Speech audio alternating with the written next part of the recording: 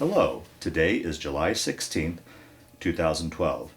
We're meeting today with Mr. Mel Engeman at his home in Loveland, Colorado.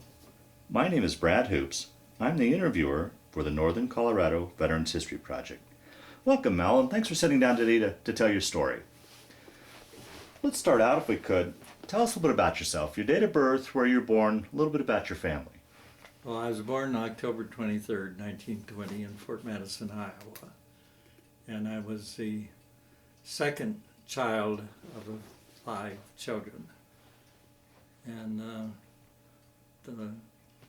we went through the Depression. That was the biggest thing. That's one thing I always like to ask with people from your generation. How was it, do you have much memory of it, and how, if so, Well, how was your family affected? Actually, we were pretty lucky. Dad got down to, I think, the slowest time was 2 days a week of work. And what did he do for a profession? He worked for the Santa Fe Railroad. So we weren't without some money coming in. However, there was a vacant lot next to our house, and he bought that, and we had quite a large vegetable garden there. And us kids sold vegetables and red raspberries and things like that. But he reserved the front for a horseshoe course. So we were far better off than, and then both grandparents had farms. And of course we got milk and even butter and eggs and so forth from the farm. So we were pretty good.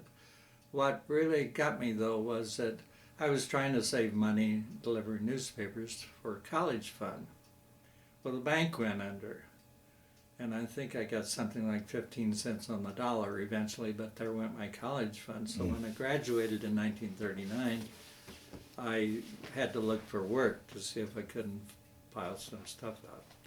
Unfortunately, Iowa had every pupil state exams in various subjects, and I was fortunate enough to go to the University of Iowa to try to compete for scholarship. And you had to be in the top 10. I was number 3 in my school, high school, in trigonometry. Or no, I guess it was algebra I went in. Anyway, I bested the other 2 people in university, but I didn't make the top 10 on those scholarships. I made the 13th in the state. I finally got a job driving a truck for a dry cleaners. And I had to work in the shop also. However, I needed a chauffeur's license, and they wouldn't allow me to take the truck to have a chauffeur's license because I couldn't, supposedly I wasn't allowed to drive that to the place where I took the license test. I worked there for a while, and then finally my dad got me a job at the Santa Fe Railroad. They called me a janitor because that was the lowest paying job on their scale.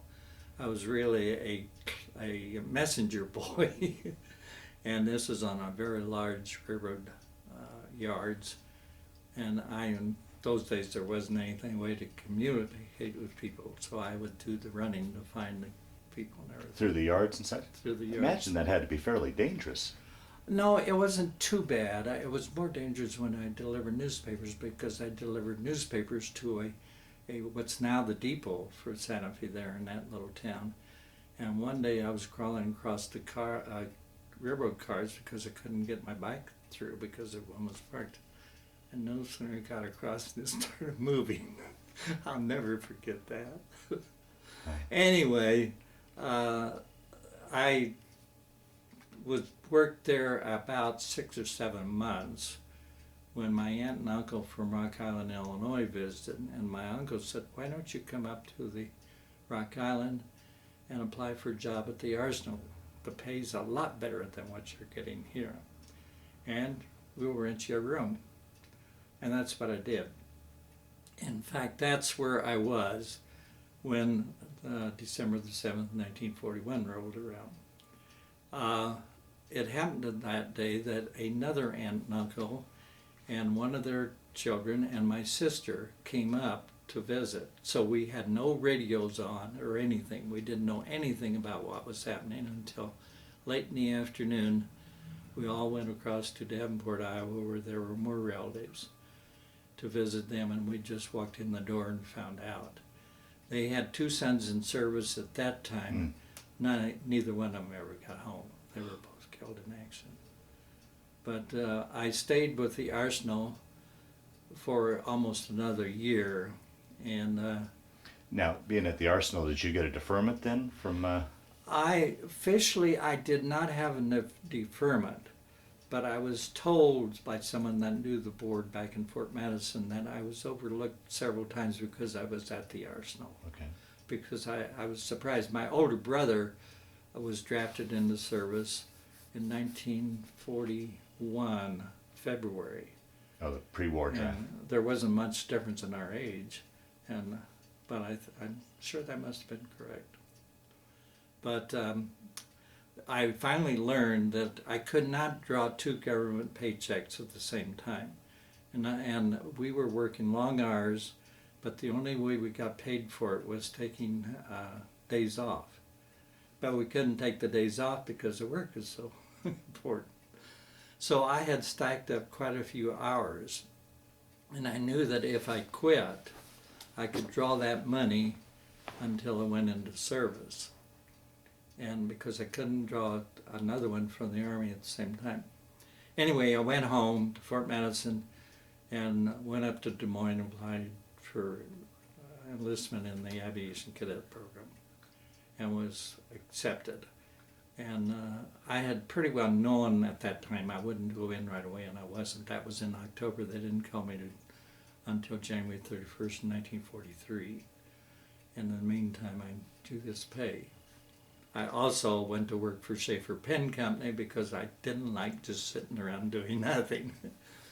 Now, why did you join the Air Corps among as far as the various service branches? Why? I wanted to fly. Yeah. I've never been in an airplane. Well, that was my next question. Had you ever been in an airplane before? No, Yeah. no. In fact, the only thing I can remember about an airplane in Fort Madison was one that came in. It was a trimotor, an old trimotor. And a friend of mine took a ride in it, and it crashed on takeoff, and nobody got hurt. But I still wanted to fly. I've been accused of being a fast driver, but people nowadays say, no, he's still trying to fly. But anyway, then I finally was called to service, and my younger brother, was called into at the same time, except he reported a couple days later. That's Fred, the one that was killed. And we reported to Jefferson Barracks, Missouri. Together? No, Oh. about 3 days apart. Oh, okay. It was a cold welcome to the earth. 20 degrees below zero that day. I heard the barracks were nothing but tar paper. They were paper thin. With a stove in the center, 8 guys assigned to one hut, and there was no adequate wood to burn all night. It was just whatever scraps were laying around. So we went to bed with our clothes on, civilian clothes, and we didn't get others. And all the facilities, mess hall wasn't open yet. We had to march a half a mile to mess hall. And it opened about 3 or 4 days after we arrived. And they told us that there were about 3,000 potential cadets had come in that weekend.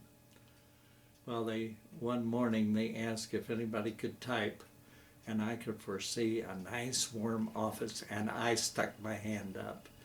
And it wasn't warm, but it was sure a lot better than being outside.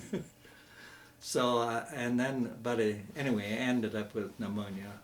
I was in the hospital for 8 days and missed some shipments. My brother got ahead of me in the flight training.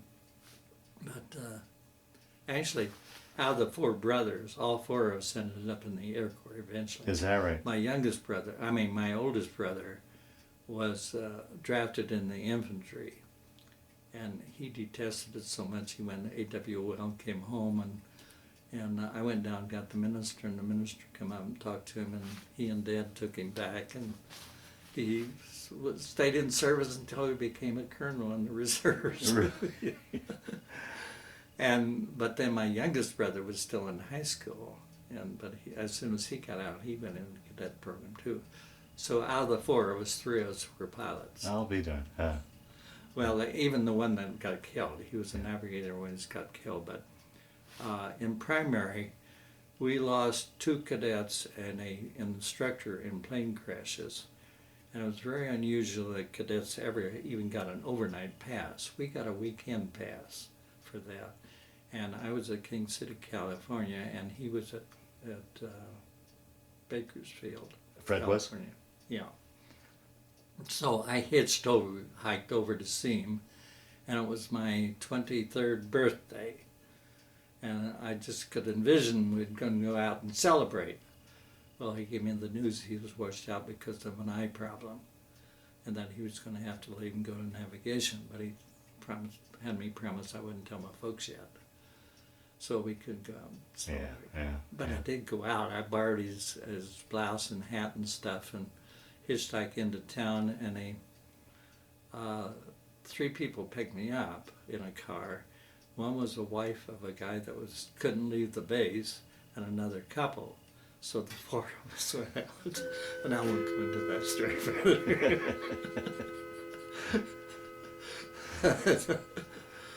further. Then from King City, well, talking about stupid things, in King City we flew these little PT planes, and they were the type you had to fly from the back seat, otherwise the tail was too light, it wouldn't stay down when you landed. But we'd play tag with the wing tips once in a while. And this is not exactly something that was approved. But I only did it 2 or 3 times a year. It had to be real still. But we had some unwritten rules where if you got within certain distance of another plane, he had to fly straight and level so that you had a chance to come up and tag his wing with your wing. That'd be so tight that. We also used Coke bottles we snuck in our uniforms and went up and bombed slow for your trains.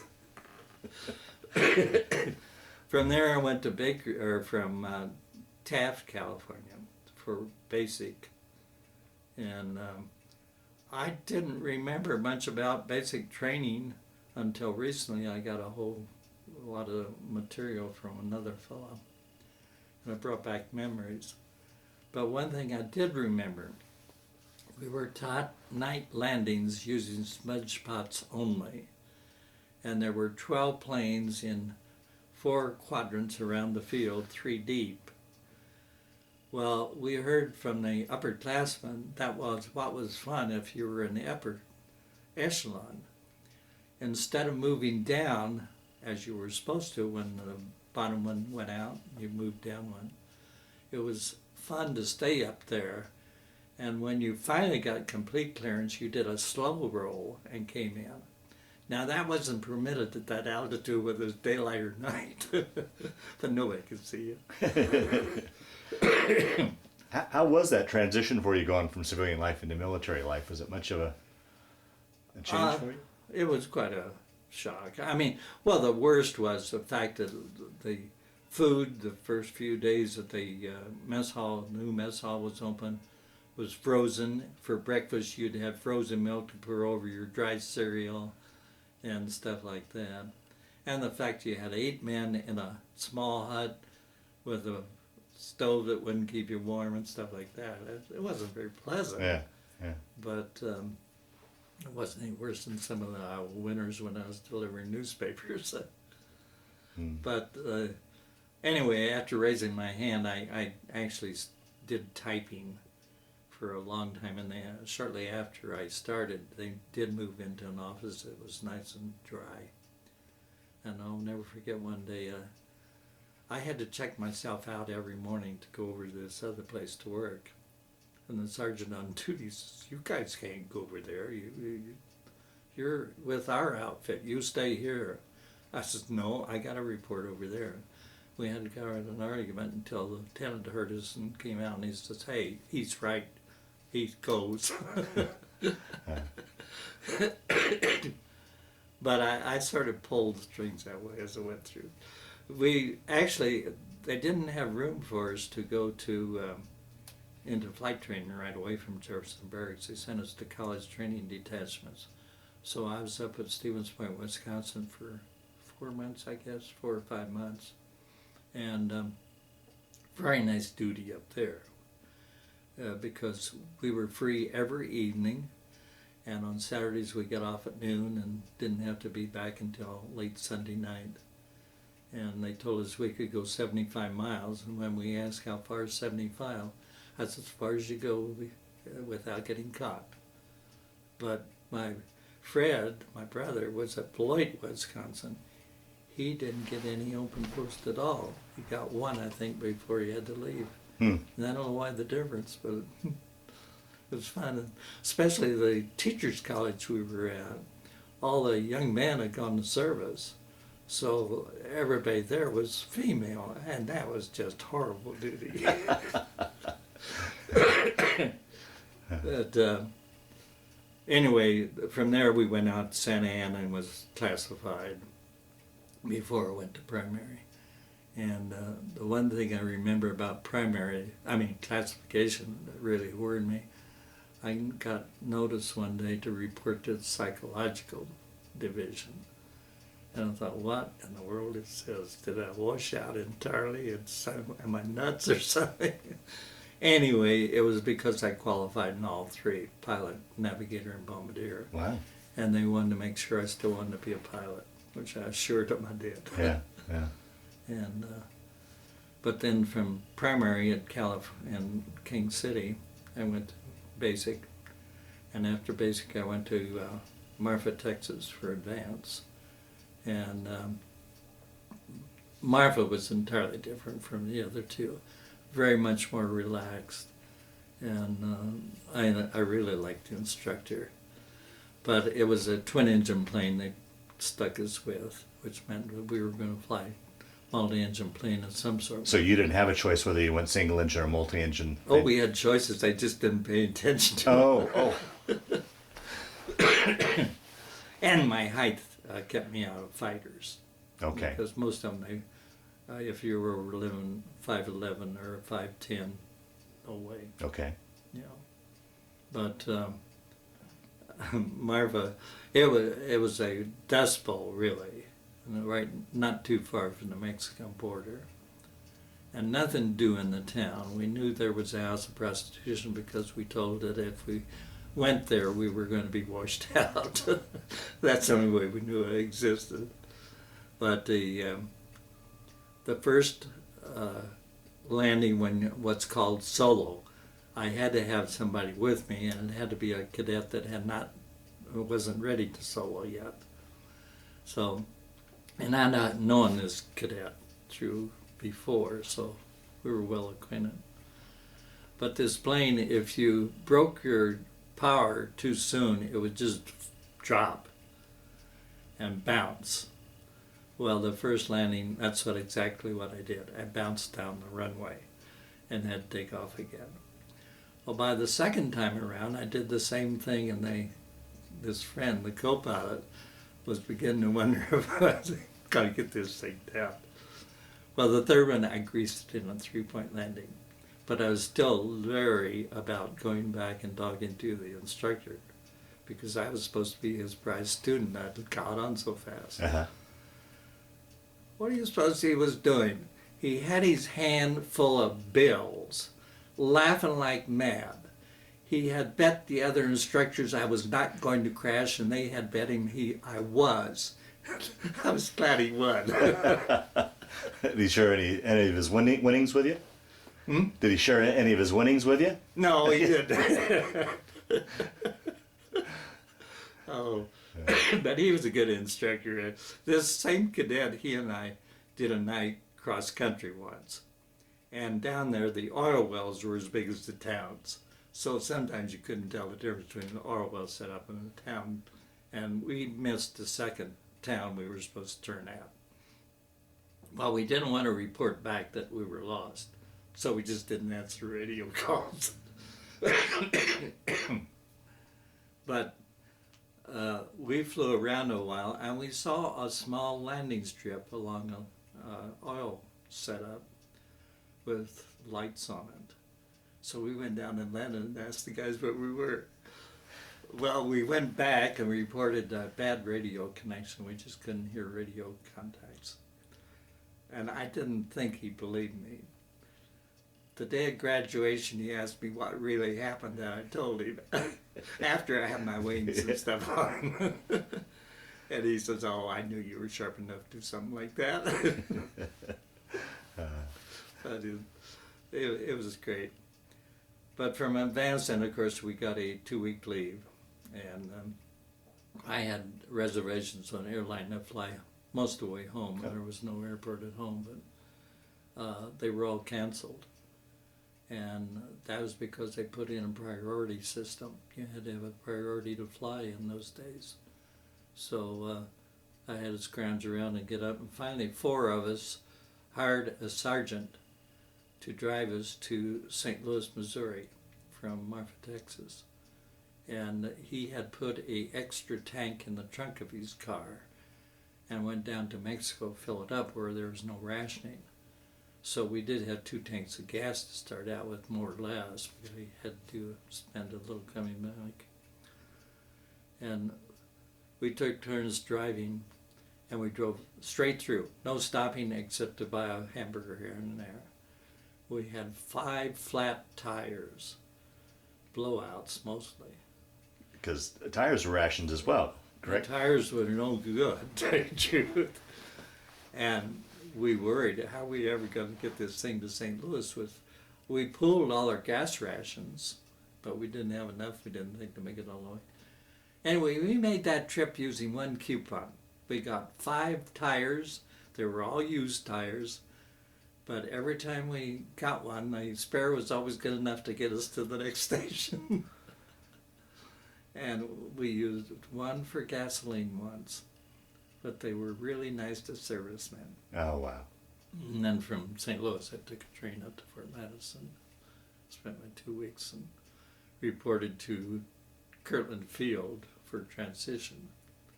And that's where I cracked up to B-24 finally. Tell that story, cracking up that B-24. Well, I was so disgusted at the instructor. The instructor had told his students that he was the engineer on the experimental B-24. And I later saw a photograph of the crew of the experimental plane, and I didn't recognize him in the photo. But they might have had more than 1 crew, I don't know.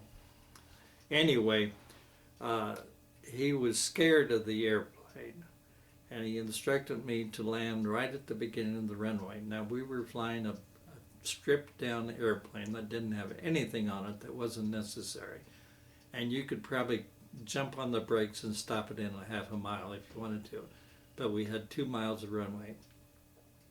So I came in to hit right at the start of the runway like he instructed, except I hit a downdraft. I missed a car on the highway that ran along the base on the outside, tore through a chain link fence, and hit on the inside. Fortunately, the cars on the inside all had orders to stop when a plane was coming in. And from there bounced upon the runway. And the tower insisted that we go clear to the end of the 2 miles and get out and check the plane, which we did, with 1 flashlight and nothing more than landing lights along the way. We couldn't see anything wrong. So we took it back to the flight line, and they shone heavy lights on the thing and cleared us to take off again. So we went back out to the start of the runway where you always run up your engines and check things. And while we were doing that, someone pounded on a bomb bay door. He wanted to come in. And it was the field CO. And he was livid. Wanted to know what the heck we were doing. We said, well, no damage. They said it was okay. And he told us that the bomb bay door came up in 2 pieces. When it was up all the way or down all the way, it fit so together so well you couldn't see it. But when it came up, it showed a crack between the 2. So we took the plane back to the flight line again, and they were about to say that they couldn't see any damage when one of the enlisted men that was looking at the plane, he said, look at the bottom of that airplane. And a B-24s generally had a curved bow. This one was flat, all the way from the very front of the plane to the back of the plane. We had just flattened the whole thing. And then they got to checking, and there's two plates that held the struts together up at the top. And each of these plates had four either big rivets or bolts or something holding them together. Three of them were missing. There was only one left. I don't know how we ever taxied the thing, let alone take it off or land it. Well, they didn't know exactly what to do with me, and they asked me what I wanted, and I said, well, I didn't really want the B-24 to start with. I wanted a faster pursuit or something. So I sat for 33 days waiting for further orders. I say sat. I had an enjoyable time because after the second day they told me just to call in once a day. And I had never been to Santa Fe, New Mexico, and so I went up there the second day, rented a car and went up there. And I met three nurses when we were touring Oak Town. And one of them I got to know quite well. So I went back to Santa Fe quite often. In fact, the rental car company would keep a car for me every day until 11 o'clock. If I didn't show up, they'd rent it. Otherwise, it was my car. So, but they finally shipped me out as a co-pilot on a B-24. And from that base, we went to Lemoore, California, where that was just a place to form crews and so forth. And from there, we went to Burrick, California, where the crew was actually formed up. And the first pilot of the crew was very disappointed that I did not finish my transitional training and that I'd cracked up a B-24. On the second flight after we were there, we both had check rides by a major, and his was first, and it showed that he really knew how to handle a B-24. Well, my check ride was a short one. We got up to about 500-600 feet off the ground, and gasoline started pouring out of the right wing tank. And the major turned to me and he says, "Get this thing on the ground." He had a few other words in there. As fast as you can. And I made a circling, diving U-turn for the ground, not forgetting about traffic pattern and everything. And just as I rolled out of the turn, my wheels touched down. A perfect landing. Well, the plane couldn't be taxied. It wasn't because you couldn't start the engines up without maybe starting a fire. And while we were waiting for transportation back to the headquarters, this major turned to the first pilot and says, "Don't you wish you could fly a B-24 like that?" And the pilot agreed it was good flying, but he was livid because he was the best pilot. And he wouldn't let me touch the plane's controls for a week after that. But he finally got over it, and we became very good friends. Well, let's see, where was that in my story? That was... So your crew's formed up now, and The crew was formed up in Merrick Air Base, which is now Edwards out in California. And that's where we were taking these check rides. And that was kind of an interesting thing because we did a little bit of everything. We even all the crew members had to be able to shoot all the guns except in the tail gun and the belly gun. We weren't allowed to get in those, particularly the officers. The other crew enlisted men could and were required to do so. This is all in case if you were on a bomb run, somebody got killed or couldn't do their duty, then there was somebody to take over. Also, I had to be able to replace the bombardier if he got killed, so I learned how to run the bomb sight and so forth. And it was kind of interesting because you got every position on the plane almost, but you did a little something. Yeah. Did a little something about it. And all the crew, there were 40 crews working at that time that would finish up at the same time, and they were all rated.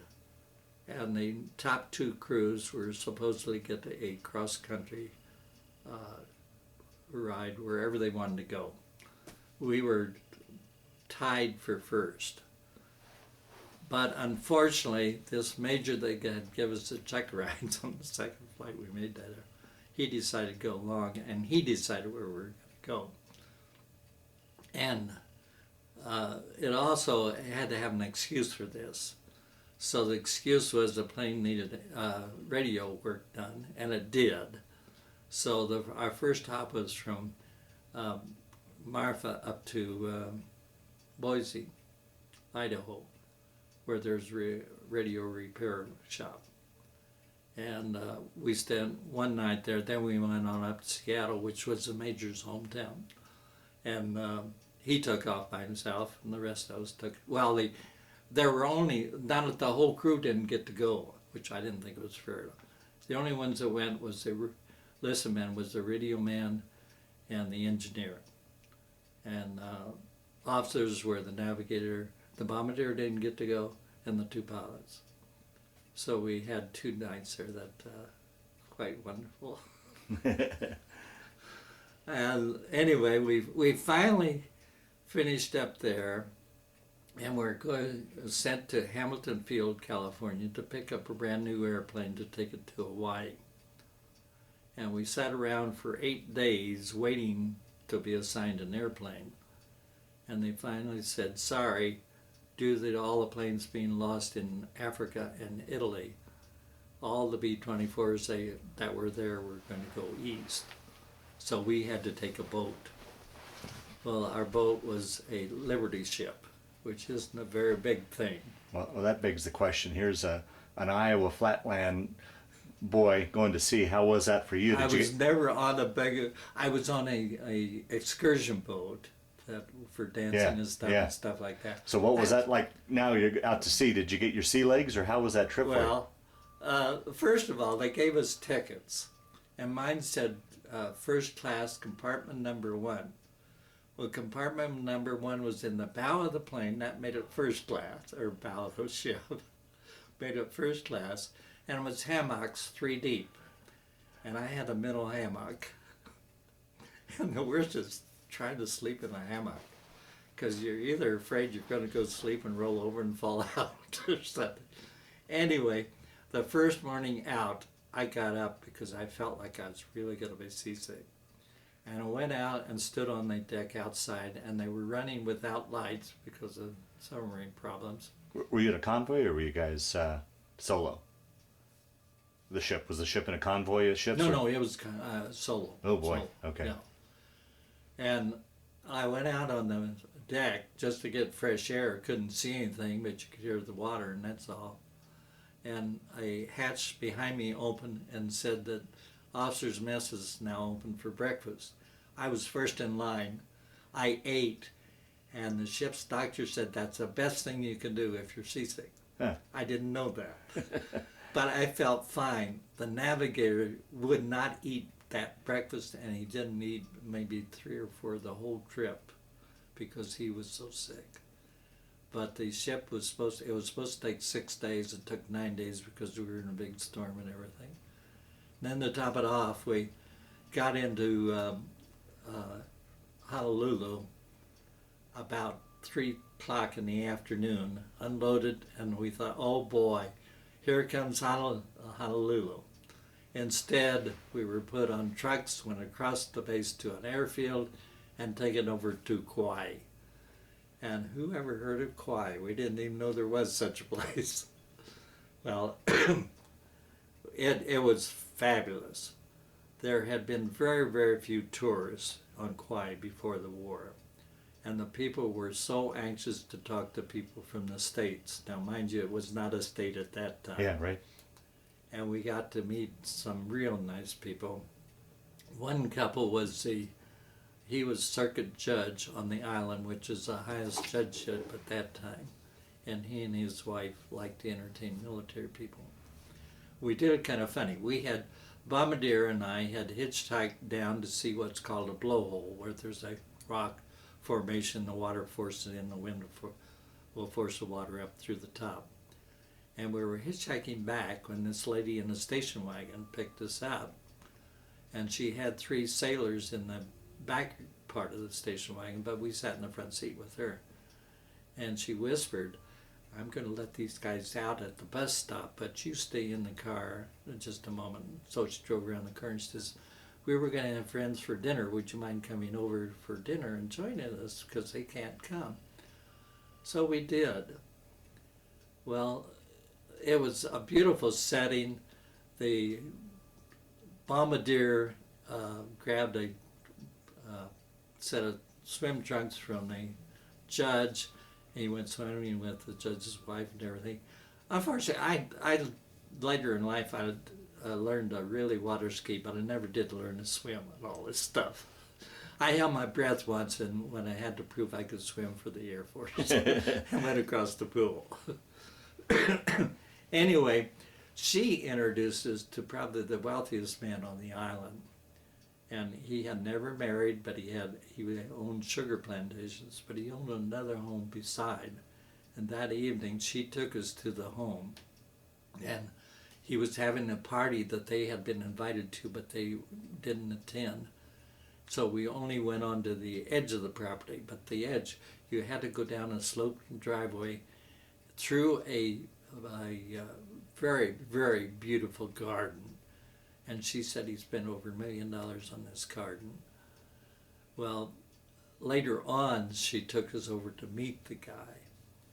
And the bombardier and I roamed around the area. But he had a neat house. He had an L-shaped house that wasn't too far from the ocean or bay. So you had salt water swimming if you wanted it. But there's a river run down along beside the house. And he built a swimming pool in the river, so the fresh water went through the swimming pool. So you had fresh water or salt water. Mm. Then for about a mile up along this river, he had a landscaped garden and everything. The L-shaped house had one bedroom in it, a huge master bedroom. For guests, he had 2 houses out in back, or structures, I should say, 2 floors each. And that was 4 apartments for guests. And it had cooking facilities, but the guests did not cook. His servants went out and did the cooking for if the people weren't going to eat the main house. Wow. It was beautiful. Well, years afterwards, I found out he was homosexual and that he did have a adopted child.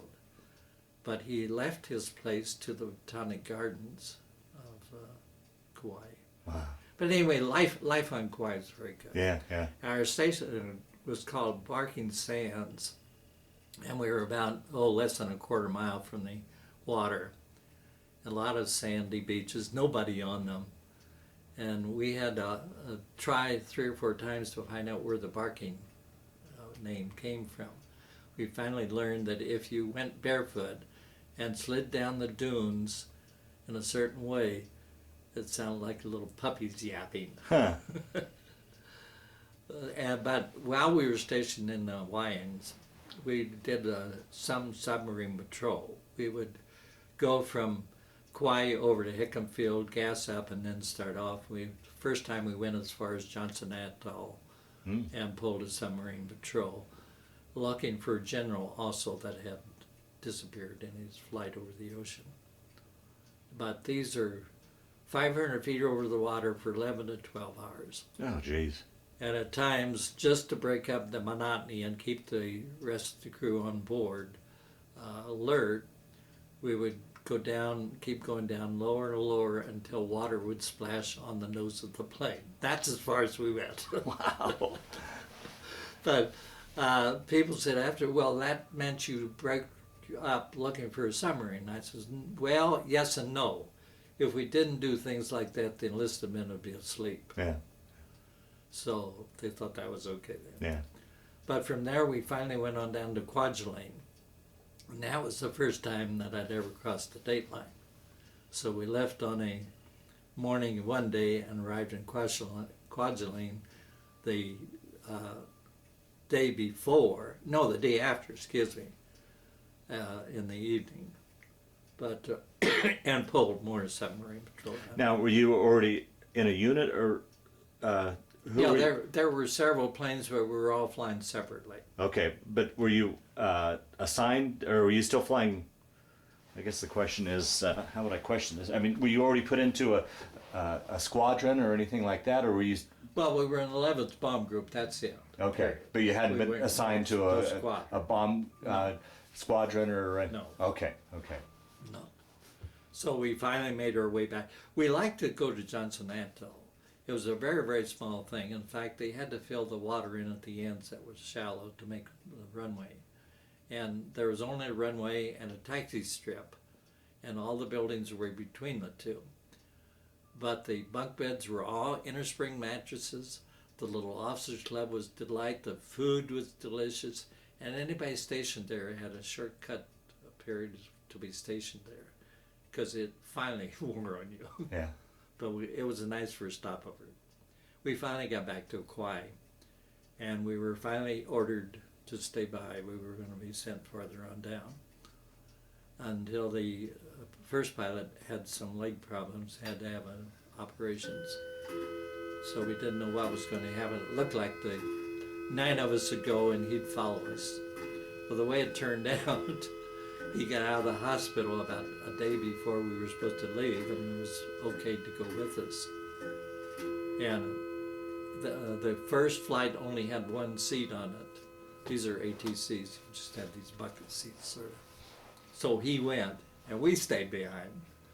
And this is all at Hickam. We had gone over to Hickam to go out there. Well, after waiting for the rest of us to go, I finally inquired as to what the trouble was, and they found out that our orders had been misplaced, and we were put on notice we were going to leave 3 o'clock the next morning. And from there we went down to Guam, and there we were put in a squadron, 98th Squadron, 11th Air Force, the 11th Air Group, Bomb Group, 7th Air Roughly Force. what time period was this when you guys got transferred down to This Guam? is early 45. Okay. Yeah. And we did pull these missions. The worst was Marcus, I can't even remember the name of the place where we bombed, but it was reported to have the best ack-ack in the world. And there was nothing there except a squadron of Japanese fighter planes. But they were close enough to the shipping lines that they were interfering with U.S. shipping. So we went up there. And we did lose several planes on some of those raids. Mm. One in particularly, they had always said a B-24 would never float. It would plunge if it went on the water and immediately sink. They hit the water mid-afternoon, and the guys had all got out and were in the water when it got dark, and the plane was still floating. They never did see it sink. It wasn't there the next day. So they did float. Mm. But we had a few other too. I think the worst instance that I know about is a plane that went down and 3 people got out of it. They went in the water too. The navigator and the navigator had gone to school since kindergarten together. And then the other man that got out was a enlisted man, and I think he might have been the engineer. It doesn't really matter. Anyway, all 3 got out. The co-pilot was standing on one of the wings of the plane at one time. The navigator saw him, but the enlisted man had a broken leg, and he knew he needed help. And the next thing he knew, the co-pilot was floating in the water face down. He had to choose between the 2 because he didn't think he could get to them in a life raft. And so he finally chose the guy he knew was alive and left his friend that he'd known. And he came back. He was in a hospital for quite a while somewhere. And he came back through our unit on his way home, and he was a mental case. He talked to him, everything was okay, and then he suddenly took off. What am I going to tell his parents? Mm. And everybody tried to tell him, you don't tell him just that he didn't survive the plane crash. That's right, that's good. And then we get off on another subject pretty soon. What am I going to tell his parents? And it was the saddest thing. I often wonder what happened to that guy. Anyway, we finally got moved up to Okinawa as soon as it was secure. And there, for the first time, we had fighter protection because going through the runs we made off of Guam, they were too long for fighters. How long would an average mission be? Oh, 8, 10, 11 hours. I imagine you had to be exhausted when you got back. You did if it's rough weather. Now, some of these times, yeah, you'd have ACAC. That always, in fact, the second trip I made up to there, I had to change my underwear when I got back. And I don't, the first trip, we didn't have much ACAC.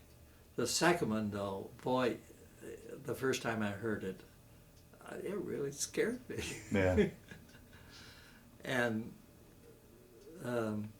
but when we got the fighter protection, we knew that that was a lot better because our planes are much better than the Zeros. But you still got all the ACAC over your target. And we pulled, altogether I had 10 missions. I think we pulled 3 or 4 missions over the main island of Japan. Oh, wow. 2 times we went to Shanghai. Oh, one of the trips, everybody's heard of the, what's her name? Tokyo Rose? Tokyo Rose. Because the station played good American music, everybody listened to it. But she'd always come on and tell stories. Well, the first time we bombed Shanghai airport, on our way back, she's now, Manu, I remember, she's supposed to be in Tokyo. We bombed Shanghai. And communication wasn't very fast in those days. But when we were on our way home, she told us it was too bad that we bombed a prisoner of war camp instead of the airport, and it was held American prisoners. There's things like that. Yeah, they play. Now, how she knew that, that there was even going to be a raid, either there was a lot of news leaked out or something, or I don't know. Would that play on your mind, or would you know that she's just playing with you? We knew very well what we were bombing. We had pictures of it and everything. Okay. Yeah, and but one thing I forgot to tell you about when we were on Guam, it was decided that the Japanese Zeros up around this one place we bombed frequently were not attacking very much anymore. They were probably running out of gas or something, and they had no facilities to get more. So they took out the ball turret guns out of all the B-24s. And about 2 days later, there's a raid up there. And these planes hit right where the guns from that would have been in right position. And we lost several planes. And I was thankful we didn't fly that day. Oh, boy. Wow.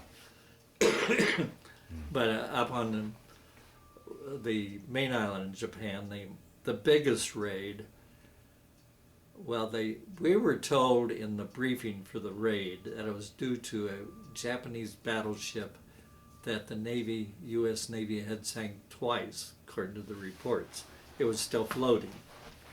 Now, I've read other reports about these raids that didn't mention that, but we did go after this battleship and they had all the B-24s from Okinawa, B-29s, all the B-29s they could get. There were so many planes over the air that day, we couldn't make a satisfactory run without hitting somebody below us. Wow. So we ran our run on a destroyer instead. But the strange part of it was in all of our bomb runs, we lost planes and things, but we never had one ACAC shell hit the plane, pieces or anything. We were very, very fortunate. And we generally leaded a lot of the flights. We were right in the front. Of course, sometimes that means their aim is still off for a while. But the next day, another crew was going to fly the same plane that we flew that day. And when they started it up, number 3 engine ran away. That means they couldn't be controlled. And they shut it down. And what was so dangerous about number 3 running away, the little fins on the supercharger, if it ran too fast, it'd start breaking off and coming through the cockpit on the co-pilot's side, just ba ba ba like a machine gun. And but they got to inspect and see what was wrong with it, and they found a hole in the toward the bottom of the prop. It looked like somebody had drilled it through. It was so neat. Now, can you imagine that prop spinning and something hitting it and making a hole like that? Yeah. It's hard to believe. Yeah. Wow. But I enjoyed being on Okinawa. Well, yes, I did. Actually, one thing that was nice, before we ever left California, we were told that you couldn't get liquor out in the Pacific. So I took the stuff out of my footlocker and put it in with others, and then I had another big bag that I carried with me, and we were going to fly over. We thought, so gee, what the heck? Yeah. And we filled my footlocker full of liquor. And well, we get to Hawaii and everything's wide open. We get to Guam and all the officers got a fifth of liquor a week at $1.50. Now some of it was rot gut, some of it was very good stuff. We didn't drink 4 bottles of liquor a week. And so we'd pass it off to enlisted men when we got a beer. And of course we weren't supposed to do that, but we did it. Yeah. But we get up to Okinawa, and they said, no beer for the officers only. We don't have any hard liquor. Well, they also said, here's a tent, go sleep in it. On Guam, we had a hut that actually had a floor with a tent. Talk about a little bit about the facilities you lived in both places.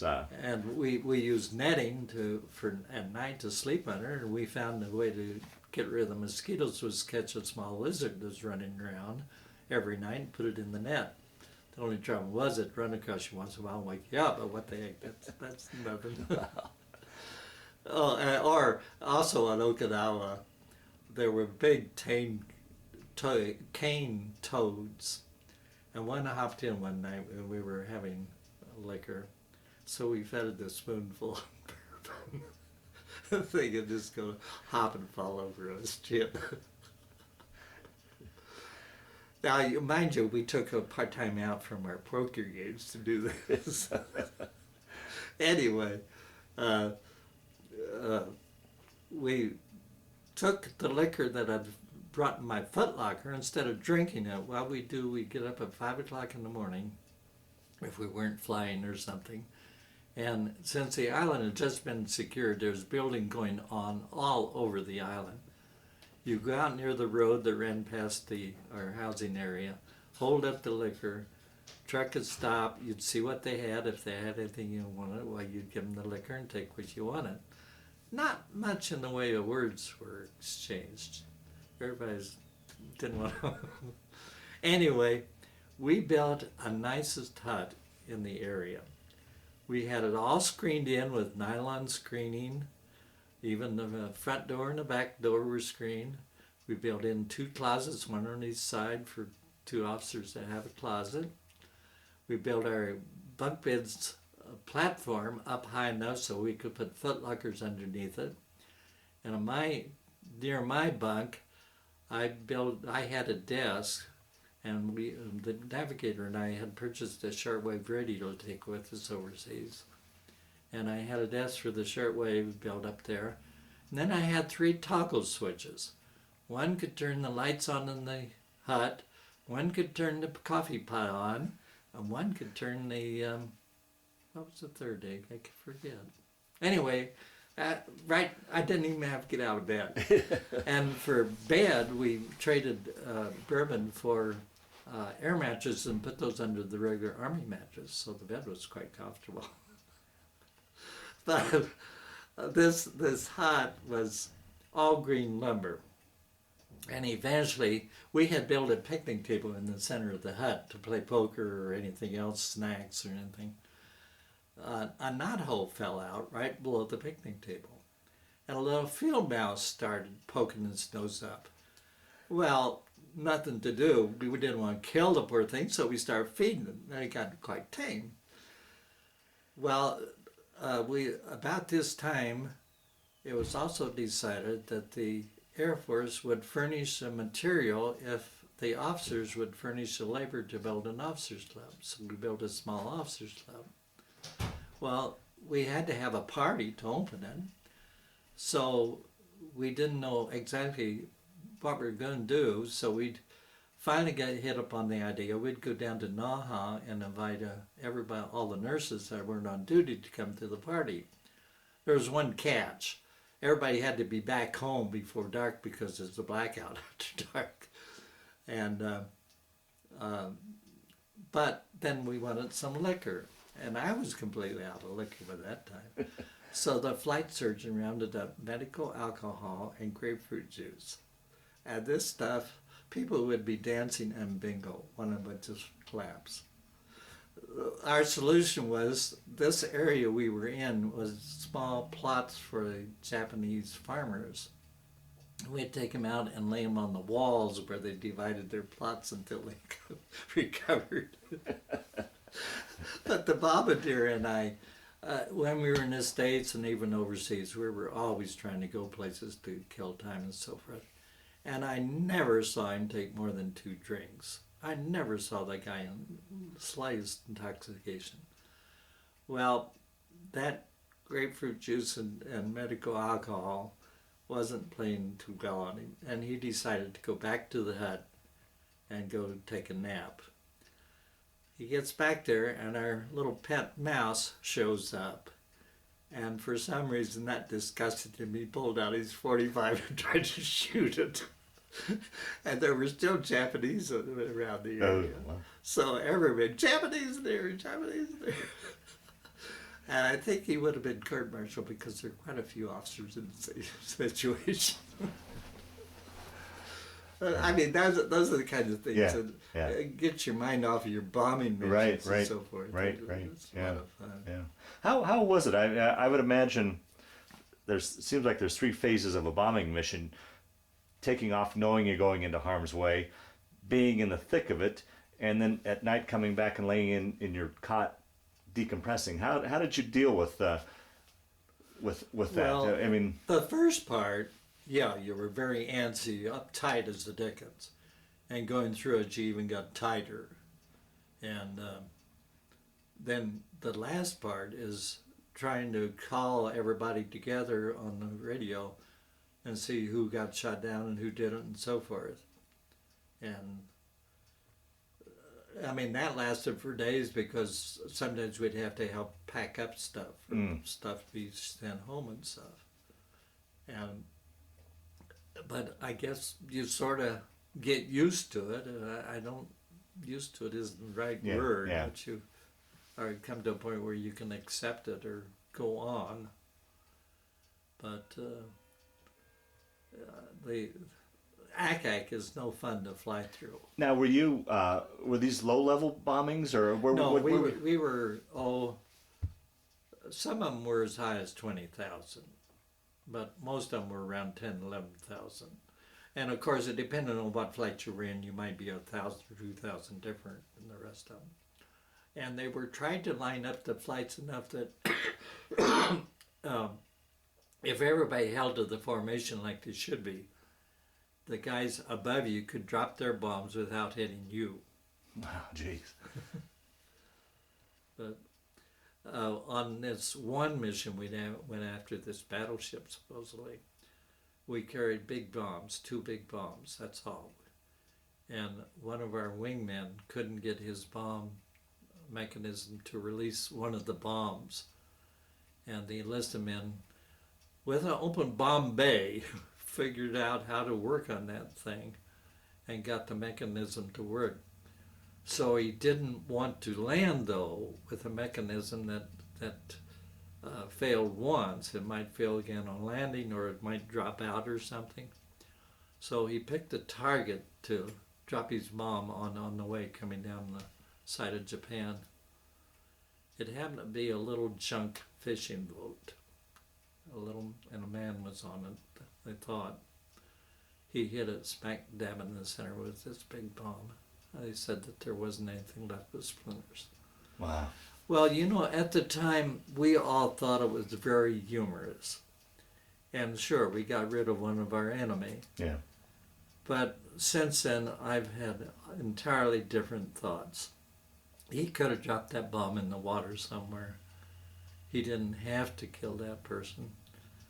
But I don't fault him for it. You know, it's the same way after I was telling you I interviewed people for the Library of Congress, and I interviewed two infantrymen that were on the Bataan Death March, and they said how terrible it was that they were practically starving to death, and yet wild fruit along the way they couldn't pick it or anything without getting a shot in the head or a band-aid in the stomach.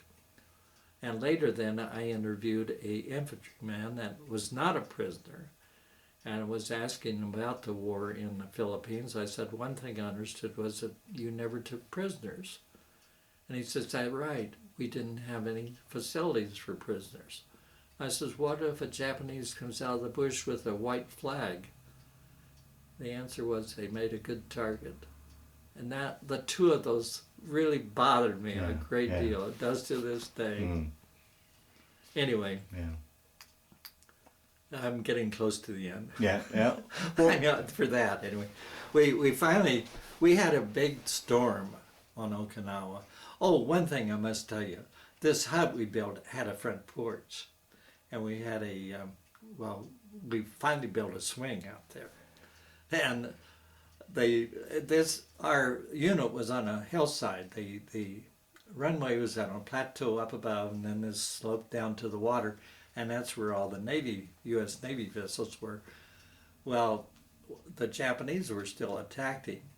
We could sit on our porch and watch the battles. Wow. And in fact, sometimes we'd have to get up early. It got boring, so we went to sleep. But I never did see a plane shot down. A lot of ACACs shot off, but I never saw a plane get shot down there. So I don't know whether they were just missing or what. Anyway, but another thing I got to do while I was on Okinawa was that I found out, I had a friend on Guam from hometown, and I finally learned he was there, and then I knew he transferred to a ship-to-shore repair unit, but I didn't know where or anything in the South Pacific. Well, one day I was taking a nap in the afternoon, and here he walks in the hut and wakes me up. He was on a ship-to-shore unit right off. We could see the ship from our porch.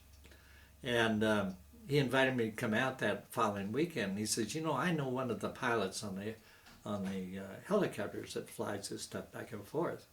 So helicopters were now introduced, right? Yeah. Did you say? That must have been interesting to see a helicopter for the first time. I don't see it. I got to fly it.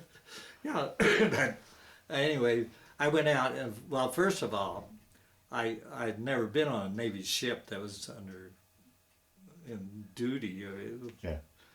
And I had to take a duck out there, and I'd never been in a duck before, this thing that runs on the land and water. And I got out there, and I was told how to report to coming on board and all that. And we spent about an hour and a half. He introduced me to some of his friends, and then he introduced me to the pilot. The pilot says, I understand you'd like to take a ride. And I said, I sure would. So we spent about 45 minutes, and my friend didn't know what happened because we didn't come back. So I finally got back. But I got out there other times, and he let me use the controls a little bit. The helicopters are different than a regular airplane. You actually have a fourth control, and that's twisting the blades to make it go up, down, backwards, and forwards, and so forth. So that was really enjoyable. But coming back, I came back on the last trip for the day from the ship to the shore, and I was the only passenger. So the guy said, you want to drive this thing? I said, sure. Never been in one before. Well, they're kind of hard to drive because to be on land, the prop cannot be very deep. So you don't have that control. Oh, okay. So I was all over this place trying to hit the shore, and he was laughing his head off. But we did various things like that. One night I was some sort of officer of the day, and I had the use of a command car. And so the navigator and pilot, Bombardier and the pilot wouldn't go. He never went on excursions with us when overseas. I think he was homesick, really.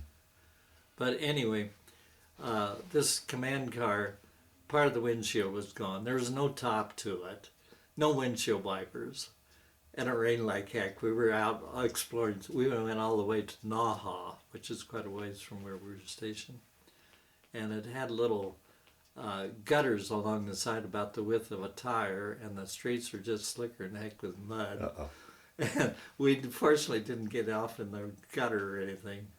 But then we'd done on is, hey, it's getting dark and you got to get this back before dark because there's no lights either. So we did a lot of crazy things like that. Well, now you mentioned you thought your pilot was homesick. Did you ever get homesick during this whole? I did. We had this big storm I started to tell you about, and it wrecked a lot of our airplanes. And so we were finally, well, there was the pilot, the crew that had been there the longest got their choice of planes to fly back. And we were just missed the cut of planes available by about 2 crews. So we were told we were going to have to go down to Manila and we'd get a new plane and fly it home. Well, after waiting maybe 10, 15 days, we were told that it was put off entirely because planes were stacking up because of bad weather in California. And that's when I got homesick. I mean, I knew I was going, and I couldn't do anything about it. I just had to sit there and wait. Yeah. And but we finally did make it down to Manila. But they split up the crew before we left, and we never did understand why. Well, 2 of the enlisted men still had time on their enlistment, and so they were kept on Okinawa. So the only ones that came back with us was the navigator, the radio man, the bombardier, and the engineer, and us 2 pilots. And the bombardier was to go with another crew, and he was supposed to be one of the lucky ones that got a plane, and they would fly east instead of going down to Manila. They'd take one of the old WWIIs. And when we got down to Manila, about a day after we were there, here he showed up. For some reason, they didn't get that plane, so they came down here. We picked up a plane that had 101 hours on it. Now, that was enough to have it test hopped and flown to Manila. And here we were flying these things. And one day, waiting to get repairs made to the new ones so things checked out a little better, I walked across the field and took pictures. I think I saw 261 P-38s. I don't know how many 51s sitting over there, all waiting. They didn't know how long the war would last. Yeah. You couldn't just, well, here's some new airplanes, go fly them. Yeah. So. Now, at this point, when you were returning home, was it because your enlistment was up, or had the war ended at this point? Oh no, the war had ended. Okay. In fact, when the war ended, we had taken the WWII from from Okinawa down to Guam, pick up another plane, and pick up a load of supplies that were supposed to go up. That's a lot kind of fun. When you were out in the Pacific, regardless of what kind of duty you were serving, if you got leave, you could you were guaranteed passage home on a ship. If you could hitchhike rides on airplanes, the time you saved that way was just added to your leave when you got home. Well, we had 10 Marines on board going from Okinawa to Guam. Some of them had never flown before. And by that time, I had my first pilot's rating. But we changed seats, he and I. And I was flying co-pilot that day. And the switch box was along the wall, the firewall. And he and I both were tired because it's the 3rd day of flying. So we asked the engineer to stand by. We were going to take naps. Well, the first thing I knew, I woke up because number 4 engine went out. Not the lack of noise, but it was lack of noise, yeah. Anyway, what you do in that case, you feather the prop so that it's more straight in the air and doesn't have so much drag. The last step in the procedure is to shut the switch off. I reached down to shut it off, and it's already off. Well, it suddenly dawned on me what happened. I had gone to sleep with my foot on the switch box, and it fell off and shut these. But some of these Marines were scared as dickens. They insisted we open the bomb bay doors and let them parachute out. Now, I guess they thought swimming was a better way than flying. But anyway, they were quite relieved when we got them up and going again. So were you in the air then when you heard word that the No, war we had... were on the ground in Guam when it happened. And there was nothing. It was very, very calm. Really? Well, by that time, most of the enlisted people were there, and that's where you get the big troubles sometimes, were new. They were replacing all the war-weary people. They'd never been in war. Okay. You know, so, but we got back, and the bombardier gave us a long line of what went on and everything, and sort of sorry we missed it, but one guy did get killed that night in the celebration. Oh boy, wow. So, but then after the war stopped, before we were ready to come home, well, we were ready, but we, the ATC, Air Transport Command, would take prisoners that were released by the Japanese down to Okinawa. We put put 2x4s in the Bombay parts of the plane and set 10 on each side of this little small catwalk and shut the Bombay doors, which means they can't see anything at all, and took them from Okinawa down to Manila. And I was surprised. Several of those guys were very, very nice, friendly. They all looked like they must have been fed halfway decent. Now maybe they improved the food, you know, after they knew they were going to lose the war or something. In fact, we had what we called short snorters. They were rolls of bills, dollar bills and so forth, that you tape together and have people sign, crew members and so forth. Well, I had lost mine somewhere along the line. And, I know where it was. Anyway, I had one of those with me. Now, when we flew bomb missions, we weren't allowed to carry stuff like that. But I had this with me one day, and a guy from Java saw it. He was an officer that came over and was talking to me. He says, "What is that? What are you guys doing?" I showed him, start off with the signatures of your crew on the first bill and so forth. And he says, "May I see it?" And I showed it to him. He said, "You don't have any Japanese money."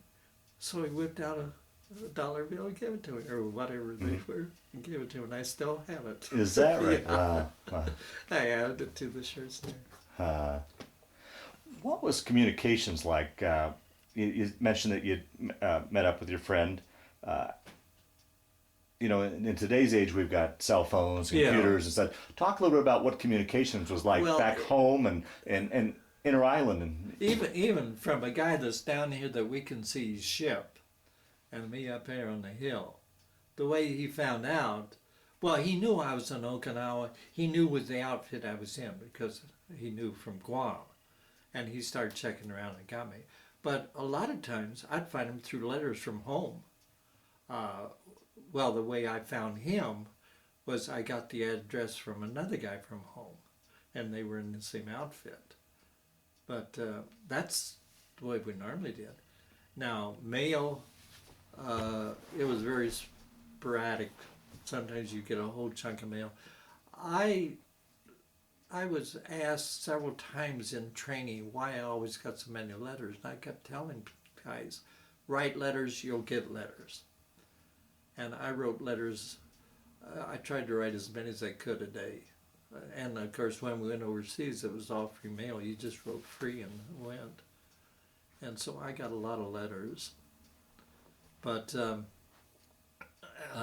other communication, the only way you really communicated was if you're in the air and used the radio. There wasn't anything else. There weren't telephones for that or anything like that.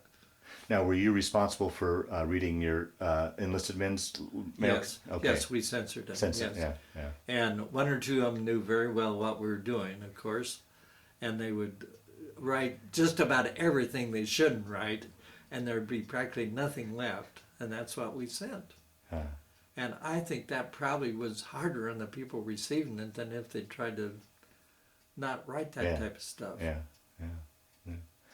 And how would you get, I mean, you're on these various islands, how would you get word about what was going on in the world as far as, baseball scores back home, how the war was going. I mean, shortwave radio, the navigator okay. and I took. Okay. Yeah, we had a little trouble finding one. They weren't readily available, and I think someone told me a store in L.A. that they thought I could get one, and I did. Same with binoculars. Now were supposed to give us binoculars for flights, but we understood that they were probably one binocular per plane. So I tried to find a pair of binoculars. I finally found a jewelry store. It wasn't a large pair, but it was an adequate pair that I took, and I still have it too. That'd be done. But, Now, were you overseas when you lost your brother? yes, no. Let's see. I was at Muroc when that happened. Yeah, that I had a note in the hut to report to headquarters. And of course I got a lot of ribbing from the other three officers when we saw the note. So what the heck you been up to now, Mel? So I go over there and they said, just a moment, the chaplain wants to talk to you. So I knew it was something that wasn't going to be pleasant. And that was that he was missing in action. Now the worst part of my brother, and then later I was informed that they declared him deceased.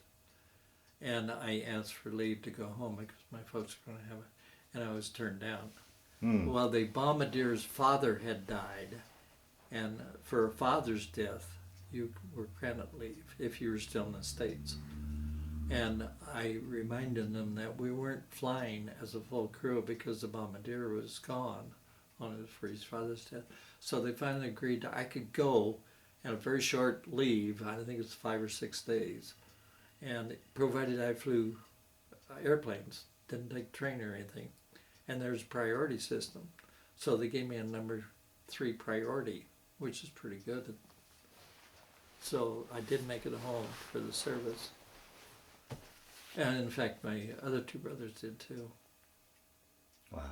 But, that must have been... the worst part of it, I don't know how much you know about his plane going down. No, if you want to, please tell the story, yeah. Well, he was shot down over Piemonte, Germany, and it was his 4th mission. And the plane landed in a lake, but there wasn't too much information until very recently. And but my mother told me that she was told by the Red Cross in Fort Madison that he died in the hospital the next day. Well, she was later given a plot in a cemetery where supposedly he and all the crew members were buried. When they opened those plots after the end of the war, there were 2 members of the crew missing. He was one of them. And the Department of Defense, in the last 4 or 5 years, have made some real efforts trying to clean up some of these records. And I went to Cheyenne twice when they were meeting up there, and they met with me, and they finally decided to close the case. They had eyewitness accounts from 3 people that were on the raid. Well, all 3 of the accounts differ. One says the plane exploded over the target. Well, if it exploded over the target, it didn't make it to a lake. Another one said that sounds more reasonable, that one plane was burning furiously, but they were going down. And the other one then, I forget what it was, but it wasn't much to talk about either. But they never were able to check hospital records. And the area was in the Russian zone at first, I think, and then it was changed, but they had never checked him, and I kept insisting. I said, well, we don't have any evidence that he didn't die. We have 3 witnesses that he did, or would have expected to die. I said, yes, but remember, if he did die in the hospital, that might be the reason he wasn't with the others. And the major I was talking to, he said, well, that's reasonable. We can't go by that. We want to close these cases. So they closed it, and I finally gave up. I sent him a final. I we had a 11th Bomb Group reunion in Washington, D.C. about 7 years ago. And at that time, when we were out in Arlington, I learned that a stone could be erected for missing in action. And I asked about it, and it turned out to be very simple. Well, simple because I sent a bunch of papers showing all about it. And within 30 days, they wrote back and said the stone has been ordered. Wow. And so I wrote my final letter then was, if anything, and on one of the trips in Cheyenne, they took my DNA. So if they ever do find it, and I say, if they do, I'd like to have the remains cremated and buried where the stone is today. Now, I don't know whether they might have, since it's missing in action area, they might insist that it be moved. But, it's, I've traveled a little bit, my first wife and I've traveled quite a bit, and Sal and I've traveled. But when I die, my ashes is going to be scattered. That's what my wife wanted, and I decided that's the same way. But Fred has memorials all over the world.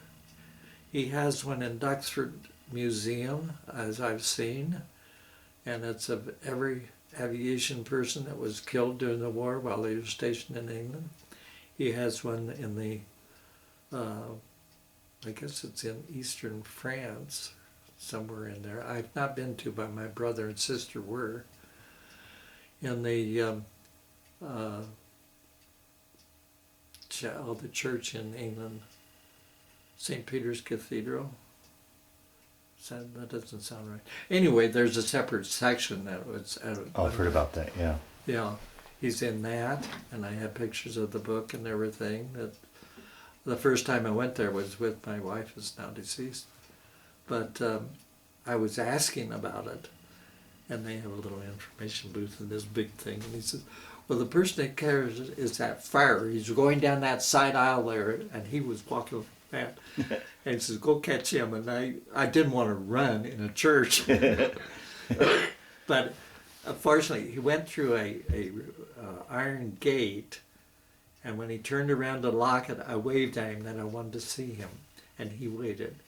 And it was real nice. This was a book that all the names are in, of people that were stationed in England that was killed during the war.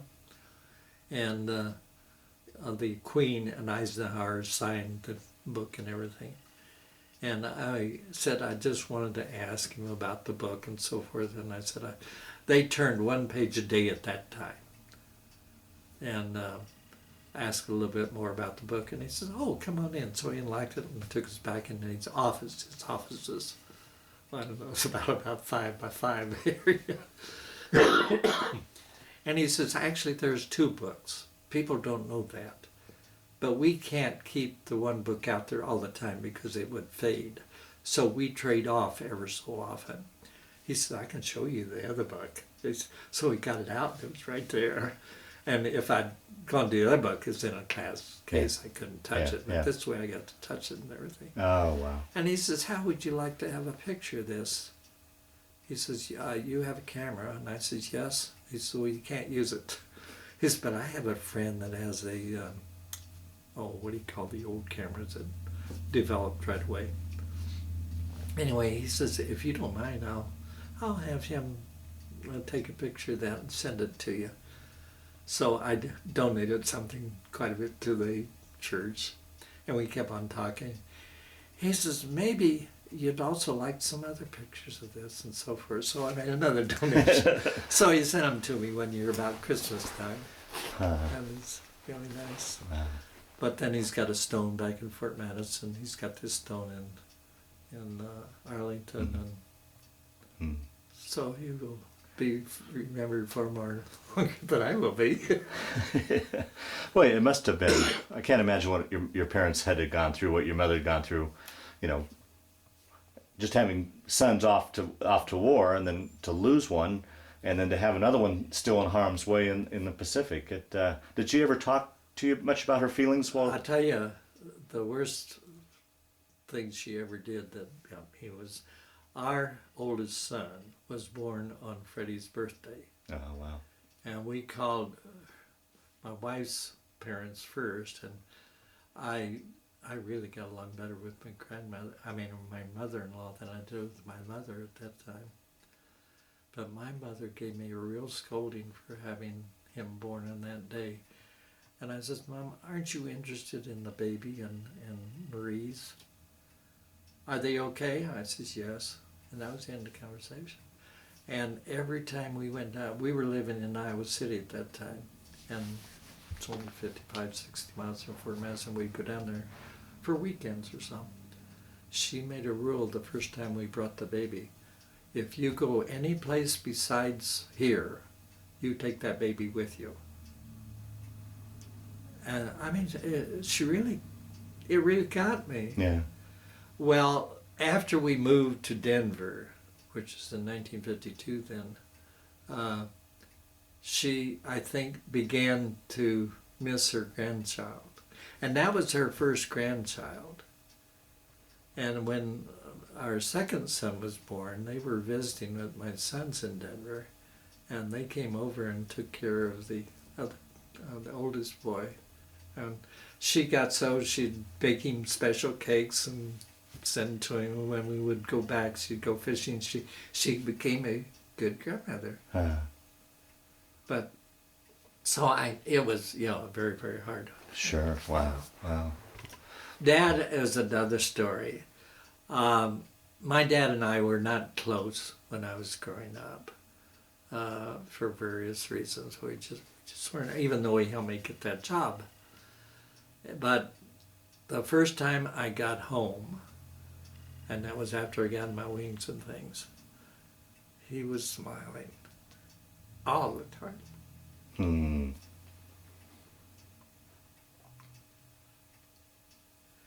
Well, let's see, where did I leave? Oh, I was going to tell you about coming home from Manila. Okay, yes.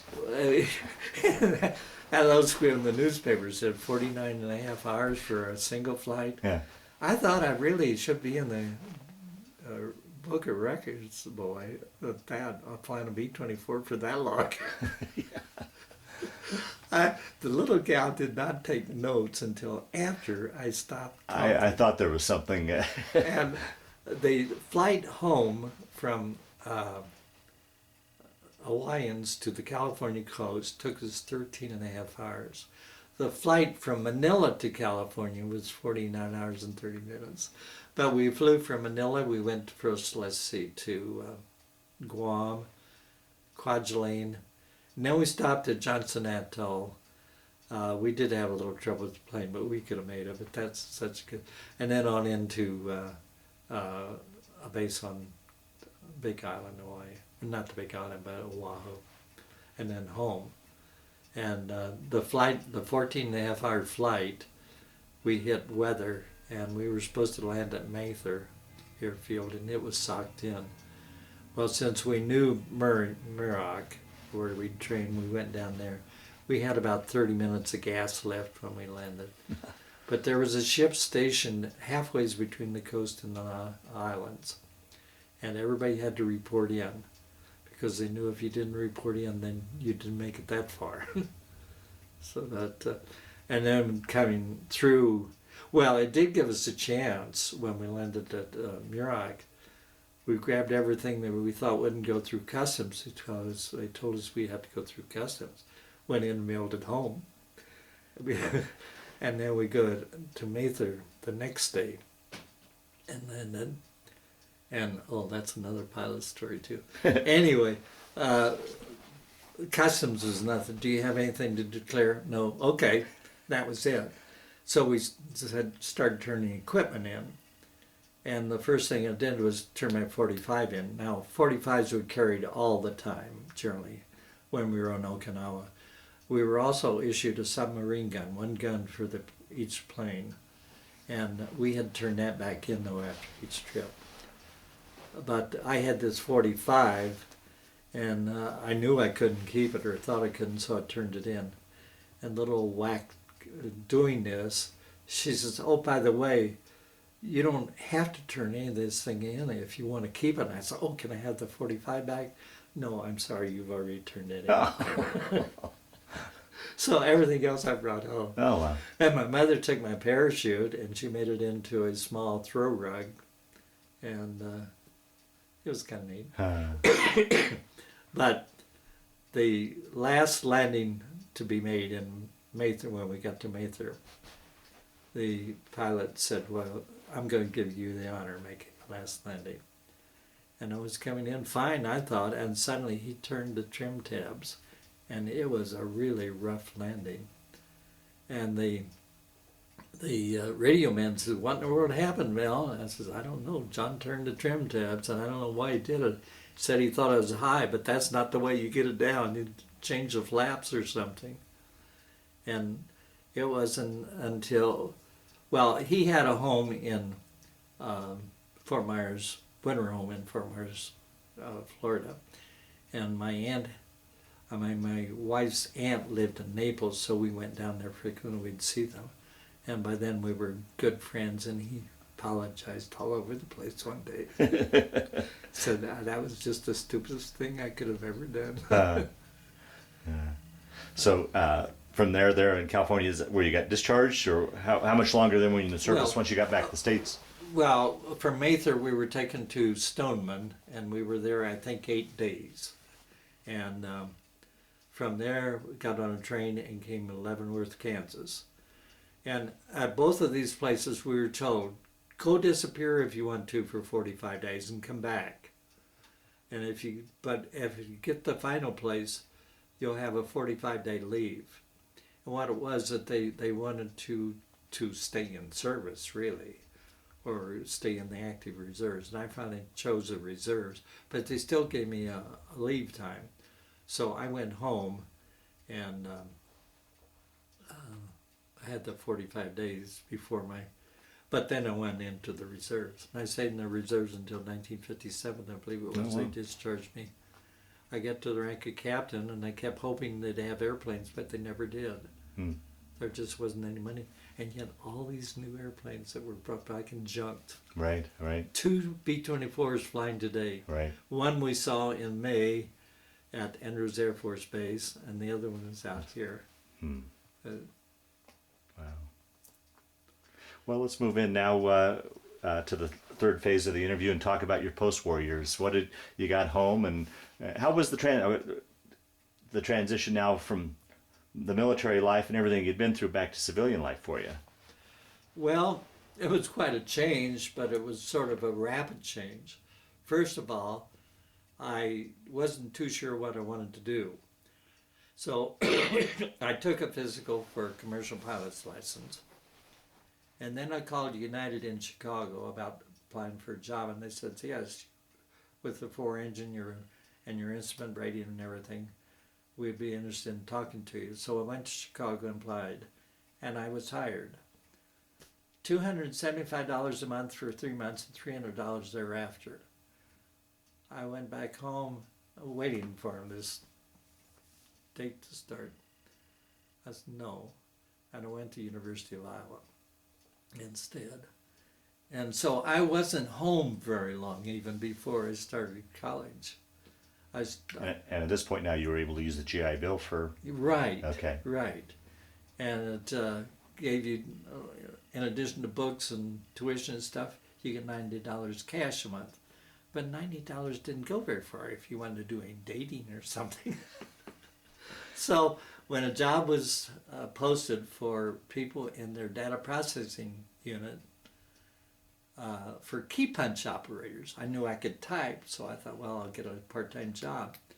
Well, I was hired as an apprentice on the tabulators, the big machines, and instead of as a key punch operator. So I was working for the university, but at the same time, the university had a speed-up program that went year-round.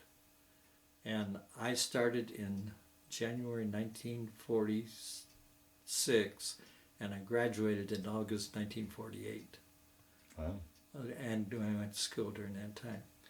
Well, shortly before I graduated, there was a big audit of the University of Iowa hospitals, particularly the 3 big ones, the psychopath, children's, and general. And the books were just all crazy. So the university had been trying to get their foot in the door over there, but up to that time, the business office of the university and the hospitals was entirely two different things. So they put a man over there in charge of the business office of the hospitals, and as soon as I graduated, they made me his assistant on the hospital payroll, and that was good. Except, it's a all-day story telling you how much mess we found in that hospital. Money they couldn't find where the accounts were, and they put an envelope. Then the cashiers, if they were short, they'd balance their drawers by using the money. But they kept good records. Anyway, that's another story. But finally, the manager was transferred back to the university side, and a new guy came in, and I wasn't even told about this. And I raised heck. And they said, well, you're a hospital employee. We can't advance you. And they said, but we will do one thing. We will make a position over here on this side of the river. And in the future, you would certainly be considered. Well, I spent about 3-4 weeks with him, and I didn't think it was going to be much. And I had some vacation time coming, so I told him I was going to take a vacation. What I did was come out to Denver and find a place to live. My brother, my oldest brother and my youngest brother were out here, and both of them went to DU Law School. Eventually, my youngest brother had gotten a first degree at Coe College under a basketball scholarship. But they said, well, gee, if you're so disgusted, this is before we were out here. They said, if you're so disgusted, why don't you come out here? There's a lot of jobs. I'll come out to find a place to live. What in the world are you doing down here? And I said, we're going to move out here. Where are you going to work? I don't have a job yet. Anyway, we moved out, and I had 2 jobs within a week's time, 2 offers. One was being under contract for 2 years as head of the business end of the Colorado General. And then I knew that was the end of it because the guy was on military leave or something. And the other was going into actuarial work, and that's what I did. Sorry, say again? Life insurance actuarial okay. Work. And I started as an actuarial trainee and worked up to, one time I was even president of a company for a while. But I was in that about a little over 40 years. Wow. And then I was with companies in Denver, first Farmers Union Life, which is an interesting job because the secretary of the company was the Secretary of Agriculture under Truman. And Truman would stop in and see him after he got out of office for once in a while. And we were always told ahead of time. Wow. But once we weren't told, and he didn't travel with much of a bodyguard, just his chauffeur. I got on the elevator on the 2nd floor, and Truman says, what floor, please? He was on the elevator. And then Marie and I went to dinner with a group of people, for Truman and his wife and his daughter. And I stayed there with that company 4 or 5 years, and then I moved to another one downtown Denver, United American Life. And each time I stepped up in the position as I moved. But it was quite a switch. 2 members of the board of United American were staunch Republicans in the Denver area and often had Eisenhower at their homes for dinner. When we were at Farmers Union, we were supposed to be Democrats. When we were at United American, we were supposed to be Republicans. And in fact, the president of the company was going to fire our person because she was a Democrat and gave a on-the-street interview to a reporter and talking about the Democratic Party. We told him, you can't do that.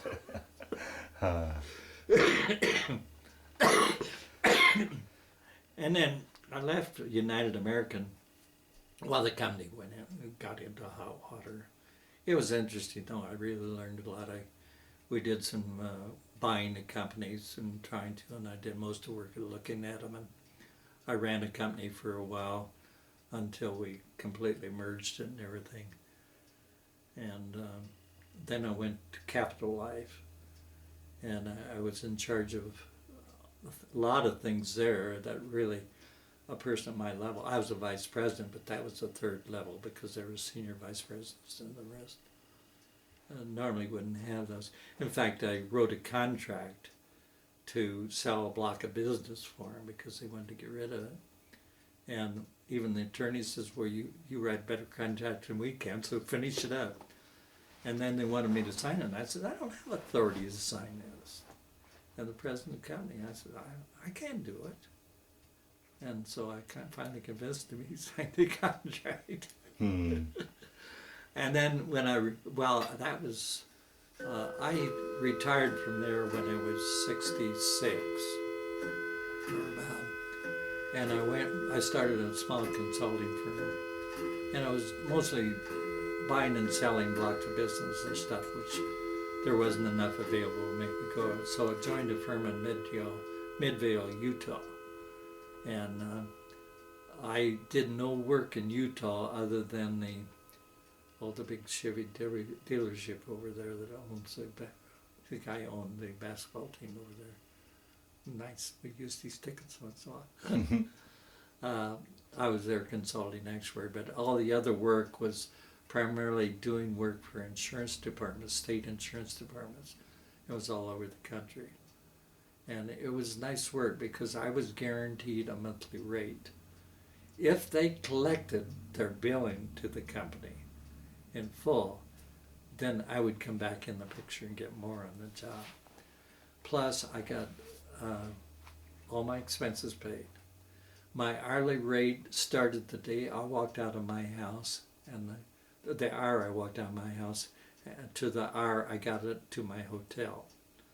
And when I left the hotel, it would start again, and so forth. So it was really nice.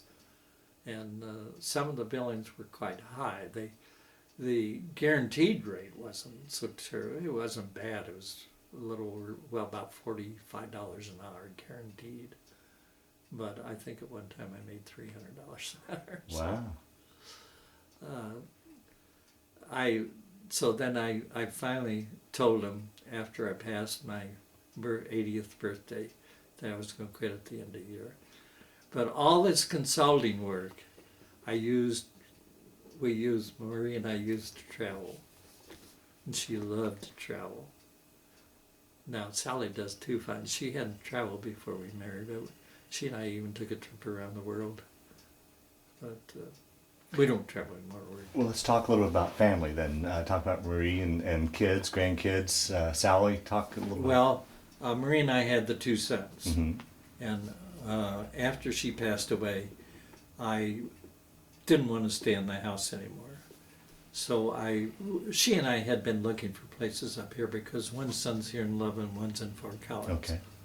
And we wanted to be closer to them. Mm-hmm. So after she passed away, we had looked at so many places I pretty well knew I wanted to move up here. Mm-hmm. And I bought a duplex over at the, it's now Sterling House over here in southwest Fort Collins, or Loveland. And about 4 or 5 months after I moved into this place, I met Sally, and we started dating eventually, and we were married 2 years after my wife passed away, I think 3 years after her husband had passed away. She has 2 daughters, one's in Seattle and one's in Thornton. The one in Seattle was the airline stewardess, and she was in a very bad turbulence, and she hit the top of the plane in one of the times and developed into multiple sclerosis. Mm. But they have no children, that couple. The one down here has 2 children, and the boy has several children, so Sally's got great grandchildren, and they're all great. But how long were you and Marie married? 48, a little over 48 years. Wow. And how long have you and Sally been married now? 12. 12. And do your sons have any children? Yeah, my son here in Loveland has one daughter, Okay. and my son in Fort Collins has a son and a daughter. And the youngest of any of those is going to be 18 in October. The oldest is going to be 23. But we just got news last night. My granddaughter up in Fort Collins, she's been playing soccer, and there's a string of teams all over the country, and they're divided up in divisions. And there's 4 large divisions, and she was on the team that won the division that this area is in. And so they just went out to Sacramento where there are playoffs of the 4 divisions, and yesterday they won the national title. Wow. She was called last night. She was so tired and yet so excited. Yeah, wow. So, my oldest son is been with the agriculture department for several years as a wildlife specialist, really. Mm. And he can make a lot more money outside, but he loves the work. He has spent quite a few trips going to Guam about the problem of the brown tree snake. Not so much that they can do anything on Guam, but they want to keep it out of the Hawaiian Islands. And the money for those trips finally gave up. They cut him off. He was also on a board down in the Caribbean somewhere, on some island, about saving a red parrot of some sort. Mm. And he just recently came back from Florida. Well, I guess it's last time he didn't go on down south. But he was working on trying to get rid of the pythons in the Everglades. Oh, right. And I laughed one night. He called me. He says, "Dad," he says, "you got to go out and buy a helicopter." I said, "What are you talking about?" He said, "Well, I've never been in one until today, and they gave me one for 5 hours to go out and just look the Everglades over." He says, "It was fun." But he really enjoys his life. He's a fisherman. He takes his fishing rods wherever he goes. And he loves to go up to Alaska on an assignment because he always knows somebody's going to fly him in to backcountry somewhere. And what's your other son do? He has a deep cold storage facility out on East 34th. It was one that they furnished practically all the food for all the airlines from up here in Loveland. Wow. And they went bankrupt, more or less. And he helped them try to clean up their act. In fact, they sent him to England for, well, they wanted him to go for 3 months and stay over there. And he said, "No, I won't go." And they said, "Well, what will you do?" He says, "I will take a week over there and 2 weeks home, a week over there and 2 weeks here, provided my wife and my daughter goes 1 week at your expense." And they took him up on it. So he went somewhere else to help him out. But anyway, they folded. They just didn't have it. And he bought the business. So if you know anybody that needs cold storage, the Fort Collins brewery go together for some sort of deal every year up there. And there's 26 breweries bring beer in. And the one north of Fort Collins has been handling their beer during these fests in the past, but they don't have the room anymore. So they came to Steve and says, "Hey, we'd sure like to use your facilities." And he'd love to have had the money income, but he said 26 people bringing different beers in and out. He says, "I couldn't do it." Well, we don't. Well, it sounded like over the years you've done quite a bit of traveling yourself. Did you ever get back to some of the places you'd served over the years? No, not except in the States. And, Oh, yeah. well, Okay. on Kauai too. I was Marie and I were on Kauai once. We went out to Barking Sands, and it's entirely different over the years. And at the gate, they wanted to know what I was about. And I said, "I was just stationed here." "Oh, well, that building right over there would like to see you." So I went over, and they told me there wasn't really much going on in the base anymore, Yeah. but they would appreciate comments or something, and I wrote some Oh, comments. we don't. Same way with when I was in Duxford, they were redoing a B-24 for a static display, not a flying. Uh-huh. And they had ropes off and everything, and I was leaning over the rope, and looking at it, and the nice little man came along, and he said, "Sorry, sir, you gotta stay behind the ropes." And I said, "I'm sorry." I said, "I flew one of these, I'm just curious." "You flew one? Just a minute." Well, the first thing we know, we were back in the back inside the airplane and everything. This coughing gets me. I can't do anything about it. Yeah. Now, through the years, it sounds like you've gone to reunions and such. Did you and the crew stay in touch through the years? After I tried to get a reunion put together, and I could not get them to agree to a reunion. We got close once, but the Bombardier and I stayed in touch until he died, and he has one son and he's married to a soprano opera singer. She's done an awful lot of singing in Europe, but after she retired from main opera, she was putting on operas in Central City. And the last time we saw him was about 3 years ago now. She was up there. But every time they had one up there, they would make sure that we had tickets and a parking spot and everything. And then he gave me a copy of all of his dad's papers that his dad had. So that helped me with piloting books. Yeah. The first pilot, well, I say first pilot, we finally both became first pilots. As I said, we would see him occasionally down in Florida.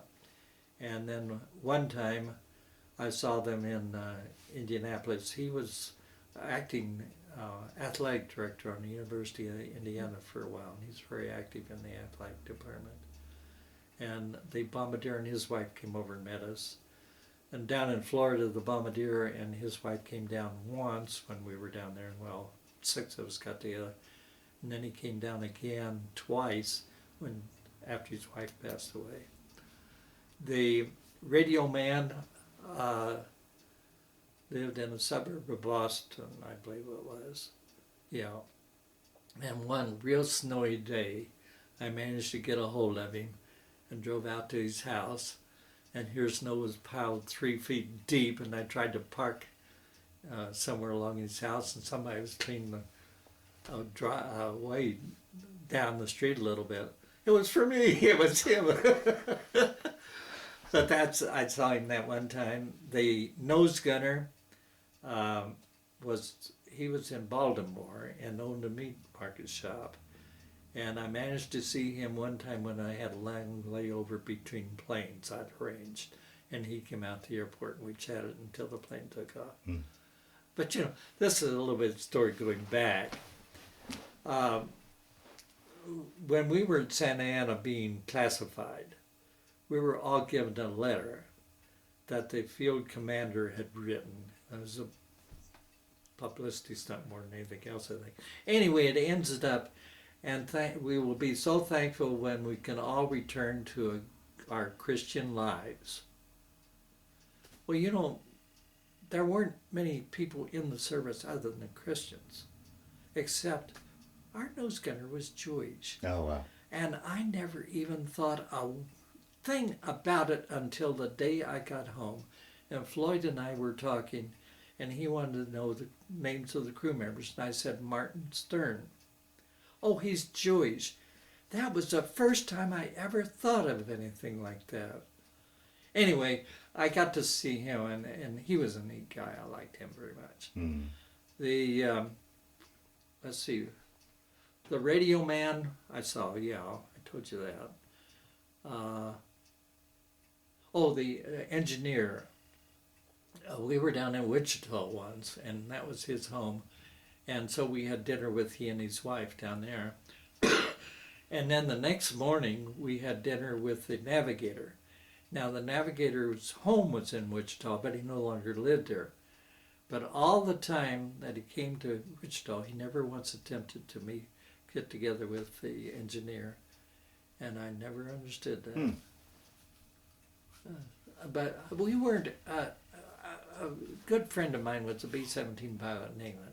They had a very, very closely knit crew. We didn't. Now, part of it might have been the way we were situated always because they were always in a different area of the base entirely. Mm-hmm. We saw them once in a while, and Yeah. of course we went on the flights together. Right. But maybe that was part of it. I don't know. I don't know. Interesting. Yeah. But another story is a little bit. This pilot on the B-17, he and his wife, and Marie and I, we were close friends. And we liked to go to a place down off of 88th and Rosemary that was so well known for prime rib. Well, my oldest son, Rick, married a gal from Frankfurt, Germany. And her parents were over visiting us. And so we decided they had never had prime rib. They didn't even know what prime rib was. That, okay, we'll take them out there and we'll ask Wayne and Francis to join us. Well, I thought I probably pulled a real bad boo-boo because they started talking about him being a pilot up here and he was bombing Frankfurt. Oh, boy. They were on the ground. Oh. The way it was, they were eager to get together again. But they could actually remember one raid when the shelter they were in and he was up above. Wow. Huh. Yeah. Fascinating. But there's all kinds of stories. Well, that's going to be my next thing. We'll start to wind down this interview. Is there anything I didn't ask you that you wanted to talk about? Any stories that have floated to the top that you wanted to add? So that ideally we've rounded out your story as best we can, or do you think we caught most of it? I think we talked most of it. Okay. I'll just look at my notes here just for a heckin', but I don't know.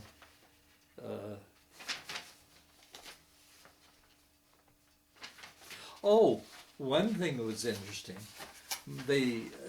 when I was at the college detachment center training in Stevens Point, the guy that had the bunk bed above mine, he wanted to get into P-38s. And I was in contact with these parents. I didn't have contact with him after we left too much, but I wrote with these parents quite a ways, but then we finally lost touch and I didn't know what become of him, anyone, until I read his obituary in the Reporter Herald. Really? He was here in Loveland when I moved to Loveland, but then he had moved to Fort Collins. And I wish I could have got together because we palled around all the time the 4 months we were together. Huh. But that's, you run into that Yeah. all the time. Right. Now, I go to these bomb group reunions. There's one guy that I knew in service. He was the co-pilot in the crew in the hut next to ours. And so we've known each other he claimed he knew how to fly a B-25 and before he got into 24s.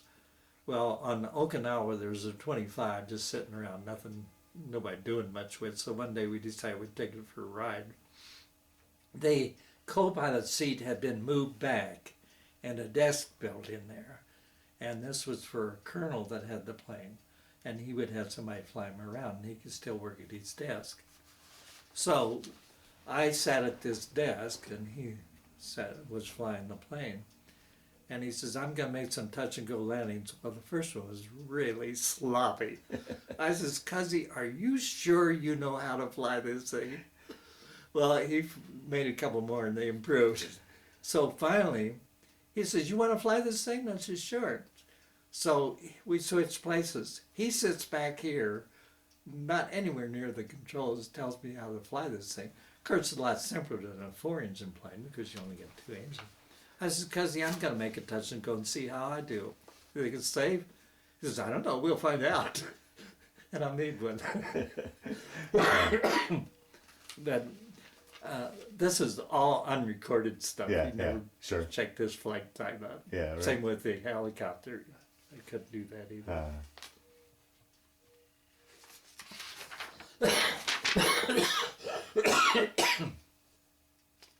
I have talked to 4 surgeons and they can do an operation to stop this cold. I said, no, don't. because they say you eat what you want to, you active, you love to dance and stuff. So, and it's a very, very, very serious operation. Don't do it. So I don't do it. Yeah. So I cough.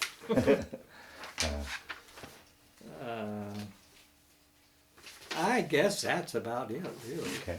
Well, the last question I always like to ask in these interviews is, how do you think that period of time played a role in your life, changed your life, affected your life, or did it? Or was it just simply a chapter in your life you went through? How would you answer that? It affected me. I think it affected me a great deal. Number one is travel. I didn't sit still if I could do something else.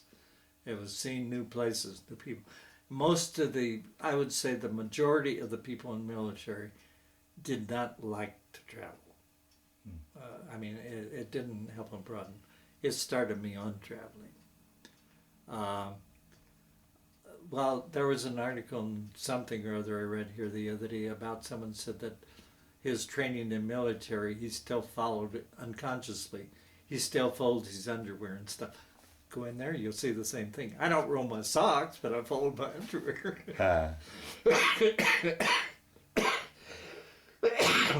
So I think a lot of things have gone along with it. Definitely encouraged me not to go back to Fort Madison. Fort Madison was not what I wanted. Yeah. And I think the second biggest thing in my life was going to college and getting a much broader outlook on life. You think you were a much more serious man when you finally went to college than when you would have when you first started college before you went in the service? Do you think there was a change in personality there? I don't know whether it's more serious or not. Yeah. I should have studied more, I know that. But, well, very good. Well, I want to thank you for sitting down to tell your story today, but just as important, I want to thank you for your service to our country. well, thank you.